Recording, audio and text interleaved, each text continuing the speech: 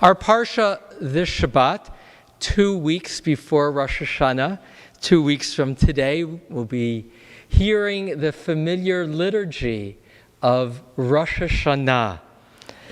Our Torah reading is also about entering into new places, new spaces. Parsha Ki Tavo. V'haya ki tavo el haaretz, and it will be when you come into the land, asher Adonai Elohecha noten lecha, which the ever-present one, your God, gives to you, nachala, as an inheritance, v'rishta, a legacy, v'yashafta ba, and you will dwell there.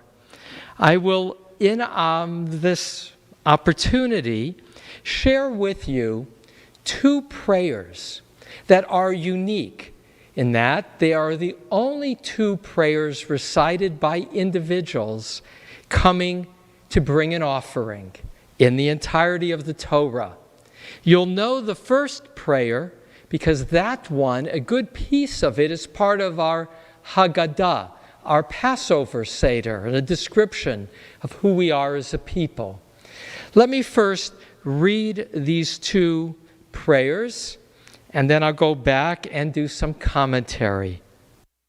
When you enter the land that the Lord your God is giving you, chapter 26 of Deuteronomy, and you possess it and settle in it, you shall take some of every first fruit of the soil which you harvest from the land that the Lord your God is giving you. Put it in a basket and go to the place where the Lord your God will choose to establish his name. I'll pause here to get us oriented. This is a description in anticipation of first fruits.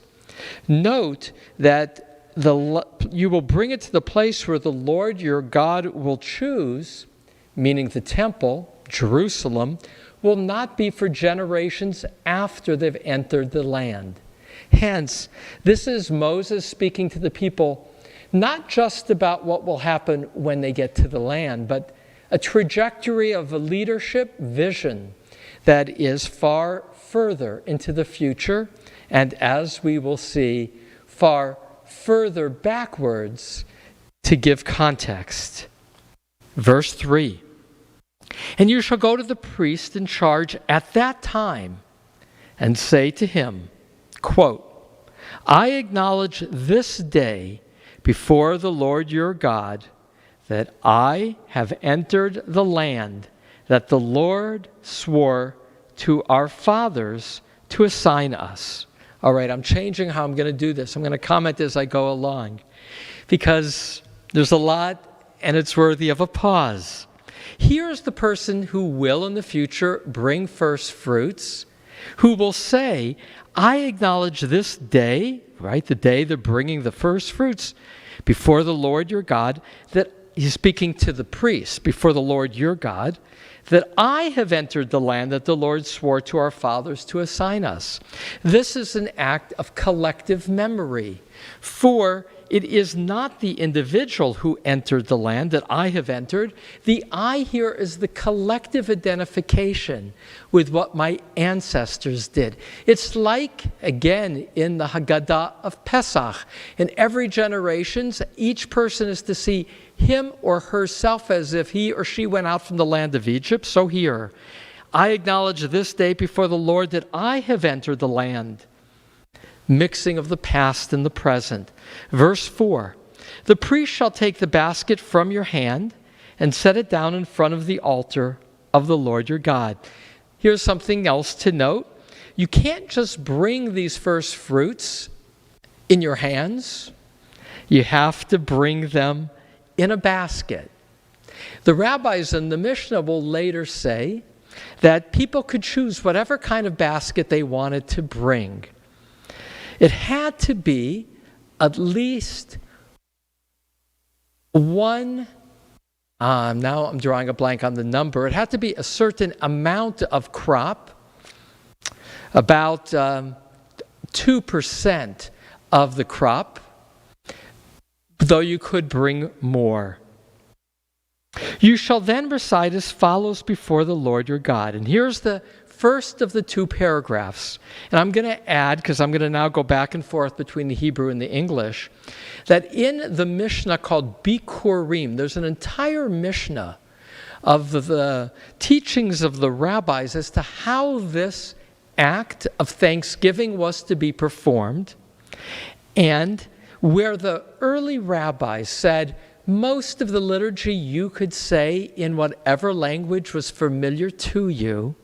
In this case, these words had to be recited in Hebrew precisely as now described. And here's what the person had to say. And this is, again, also in our Haggadah. Arami Oved Avi. Here translated as, my father was a fugitive Aramaean. Now here's the problem in the translation. Jacob was a fugitive. He was on the run from Lavan. So some people say this refers to Jacob. But the problem is, Jacob wasn't an Aramaean. That was Abraham, who came from the land that's identified with the Aramaeans. In our Haggadah, interestingly, there's a midrash, and here's how these three words get translated. Arami Oved Avi, an Aramaean sought to destroy my father. Namely, Lavan sought to destroy Jacob. So there's three possibilities in terms of how these three words can be understood. They're either about Jacob, they're about Abraham, or they're about Jacob endangered by Lavan. An important Bible scholar who taught at JTS, my Bible teacher, Greenberg, in an essay says, the power of these words is that all three are simultaneously part of our history, and the ambiguity is part of the message, that all three events are encapsulated. Abraham, Jacob, a landless person. Oved can mean here either a fugitive or one who was without, lost. Or, in this case, somebody who came to a place as a fugitive. All right, I'll continue now a little bit more fluidly.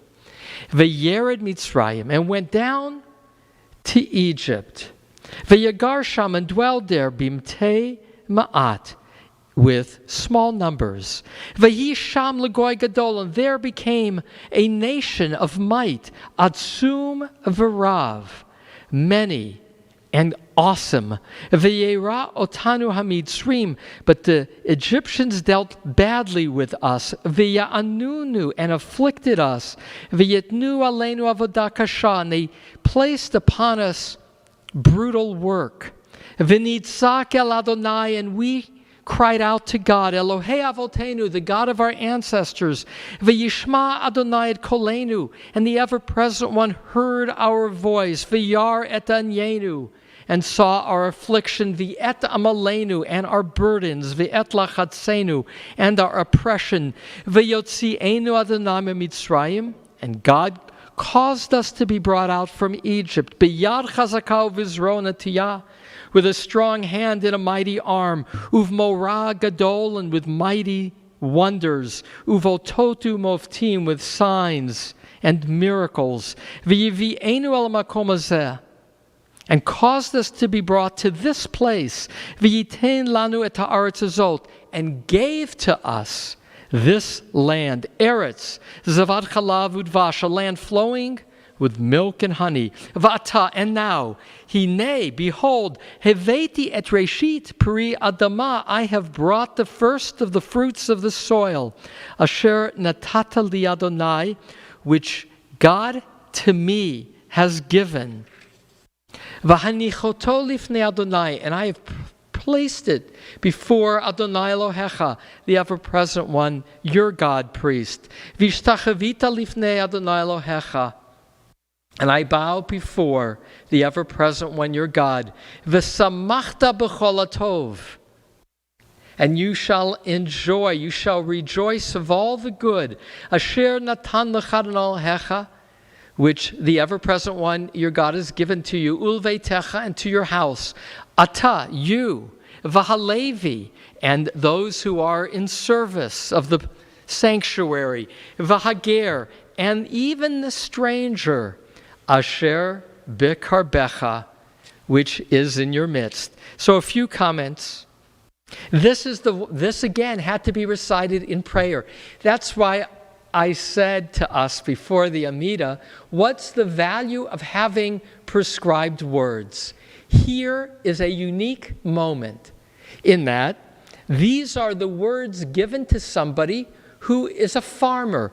Earlier on in the Torah, there is a similar kind of expectation of the herder, that the herder too would bring first shearings of the lambs, of the goats, and present those to the priest. Our ancestors were farmers and shepherds, and when they brought offerings, that was their livelihood that they were parting from. These are first fruits. You know, often people make their donations the week before the new year, which is to say they calculate how much more deduction could they get before the end of the year. If you will, it's only natural.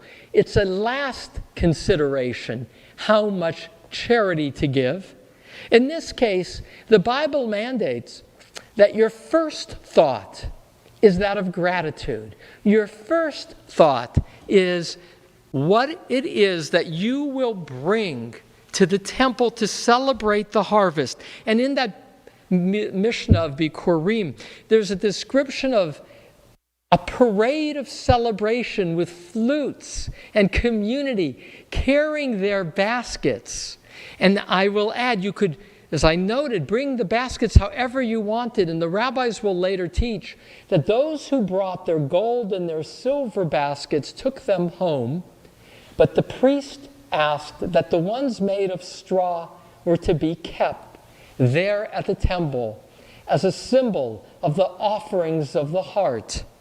And so, first fruits with prescribed words to inculcate thanksgiving, gratitude as the underpinning that was grounded in memory. Memory that was collective. The I was a we. The we was an I. The ancestors brought into the land was I came into the land. But more, the I of thanksgiving was this is the land that we were given.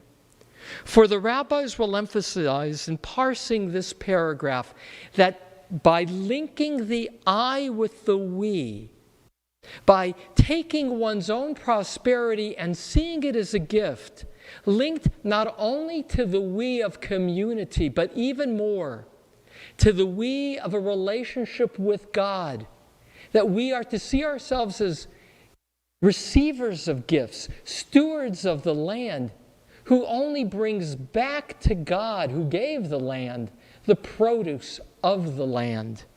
That is the underpinning for Rosh Hashanah and Yom Kippur, and more for our life. But one more short prayer. The next verse, verse 12. When you have set aside in full the 10th part of your yield in the 3rd year, the year of the tithe, and have given it to the Levite, the stranger, I'm going to pause. What is a tithe? Every year, you were required as a farmer to give a tax.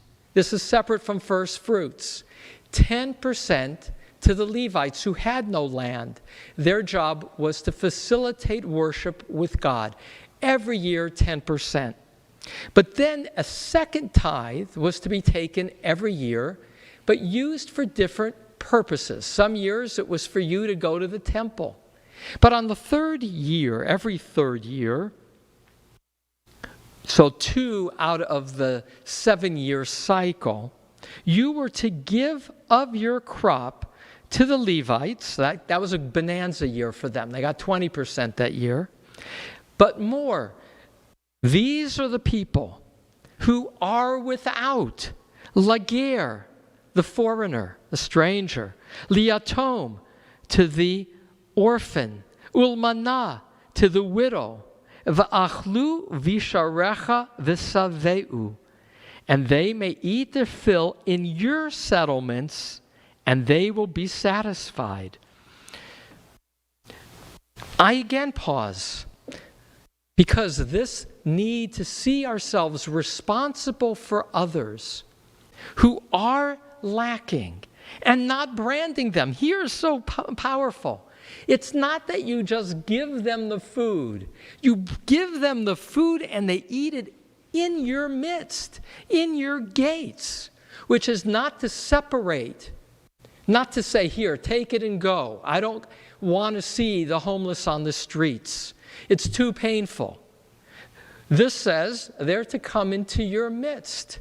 And you to give them the dignity, not only of meeting their physical needs, but to honor their presence as worthy of your presence.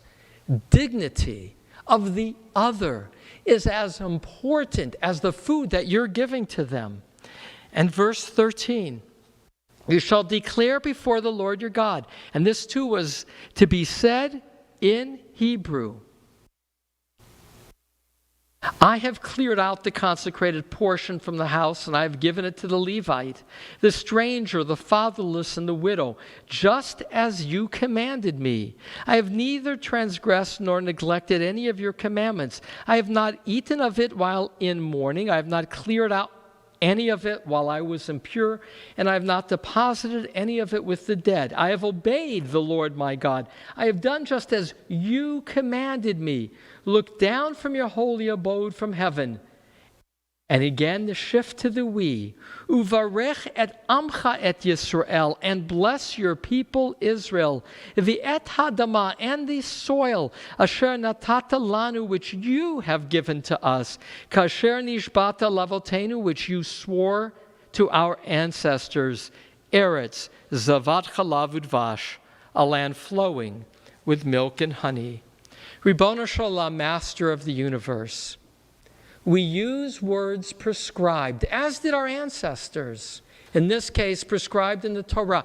We say them in Hebrew because that links us to our community, links us to the past, and links us to you, our Lord, for those are the words that you have put into our mouths, so that we will pause before we eat, that we will pause before we continue to harvest, to bring to you our fruits, to say thank you. For it is in gratitude that we are in reality. It is in gratitude that we are ennobled. It is in gratitude that our I becomes a we. It is in gratitude that those to whom we give tzedakah, we honor not only with our gifts, but with the dignity that comes with being your child, God, created in your image. Ribono Shalom, Master of the universe. These are not just the words of the past. As we move toward Rosh Hashanah with prescribed words, may those words be our own and resonate as the words across generations. May they ennoble us, and may we know that we are but creatures before you, God. May we live before you with gratitude. Amen.